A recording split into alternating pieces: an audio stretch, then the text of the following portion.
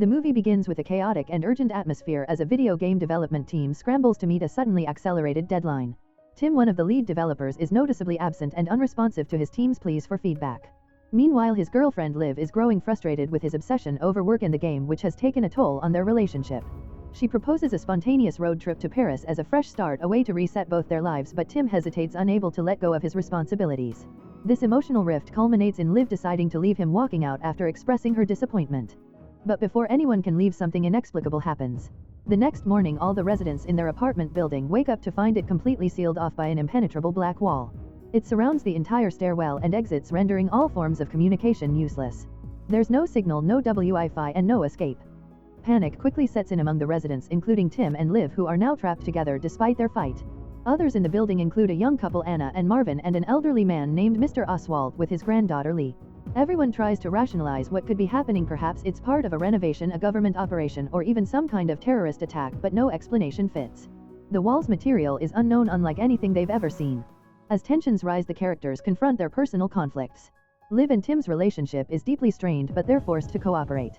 Anna and Marvin, high on drugs, teeter between playfulness and paranoia. Mr. Oswald becomes increasingly defensive and hostile, hoarding supplies and warning others to stay away. The group tries everything to understand the wall.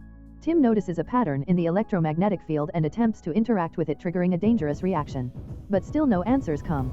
Liv breaks down in fear and panic, the sense of isolation growing heavier. Eventually, the residents manage to make contact with others in the building and slowly unite. They find a possible way out through the basement, where there's an old air raid shelter that may connect to the city's subway tunnels. But Mr. Oswald refuses to let them through his apartment, which blocks access to the basement. It takes Lee's intervention to convince him to help. Along the way, they encounter Yuri, a mysterious guest of one of the residents who claims the wall is a government protection system against biological or nuclear attacks. He speaks of conspiracies, the deep state, and the collapse of civilization, but his credibility is questionable. The more they explore, the more surreal things become. Hidden cameras are discovered inside smoke detectors, raising the horrifying possibility that someone is watching and maybe even orchestrating everything. Tim theorizes this might be a twisted version of a reality show or social experiment like Squid Game or Big Brother.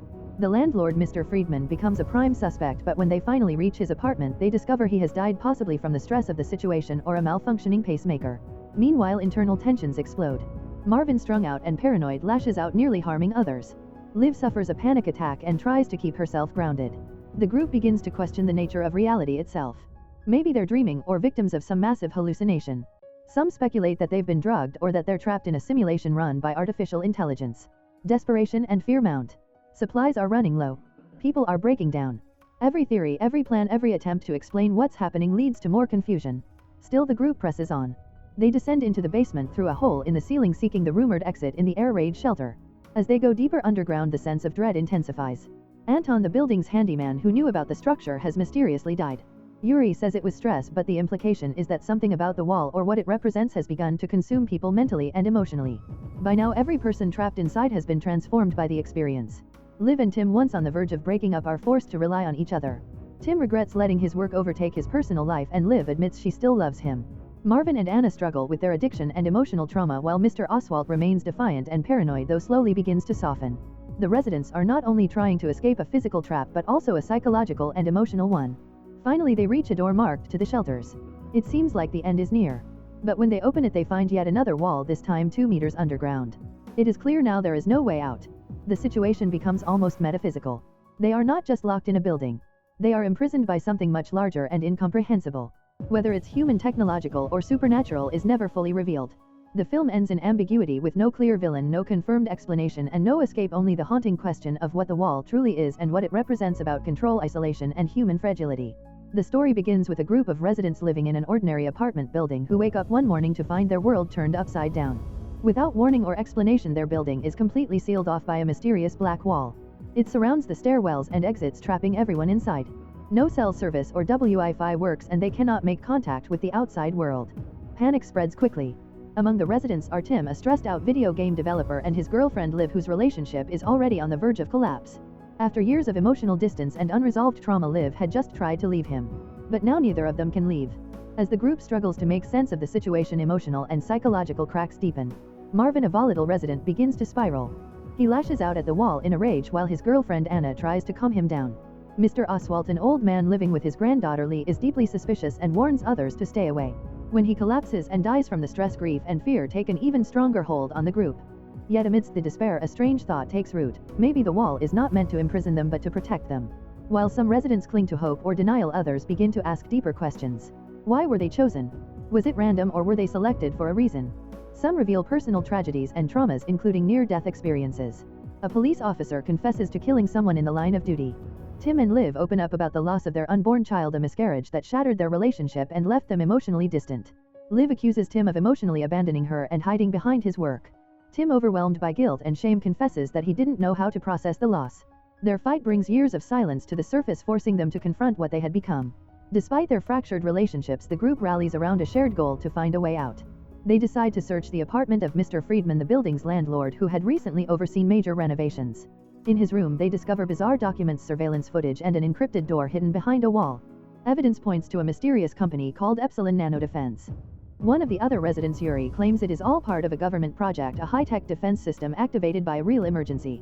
He believes the wall is protecting them from an external catastrophe such as a chemical or biological attack. But his erratic behavior and talk of conspiracies make it hard to know what to believe. Then Lee disappears. The group discovers Yuri was responsible. He killed her, fearing she had discovered a way out. It becomes clear that Yuri sees himself as the guardian of the system. He believes any attempt to leave is a threat. The group manages to overpower him and searches the surveillance recordings, uncovering crucial information. Anton, a former tenant and programmer for Epsilon Nanodefense, had been secretly working on a way to deactivate the wall. His research suggests the wall is not random at all, it's structured like a complex code. Tim realizes it's an optical code similar to a QR code, and Anton had been developing an app to unlock it. They retrieve Anton's phone and use the video recordings to piece together the correct sequence to interact with the wall. It liquefies in response to light and magnetism. But as Liv attempts to reach through it, the wall solidifies again, trapping her arm. A tense struggle ensues as the group pulls her out just in time. Marvin, unable to take the stress and fearing they'll never escape, throws himself into the wall, seemingly vanishing. Tim and Liv finally reconcile. They speak honestly about their grief and regret. Tim tells her he never wanted to lose her and that despite everything he always loved her. Liv admits she felt buried alive by silence after their loss, and Tim realizes how much pain he caused by shutting her out.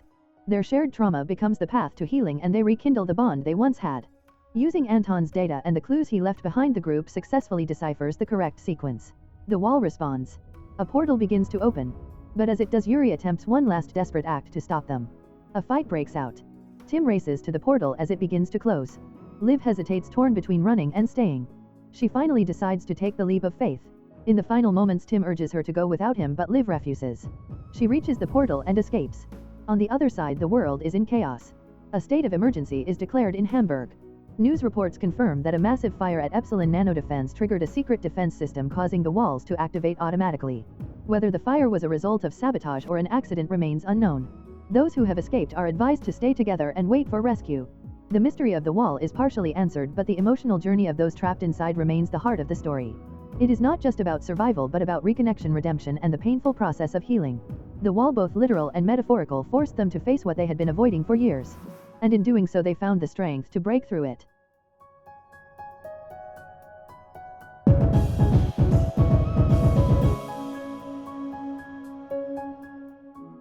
If you enjoy watching this video, then subscribe to Angel Recaps for the latest movies explanation.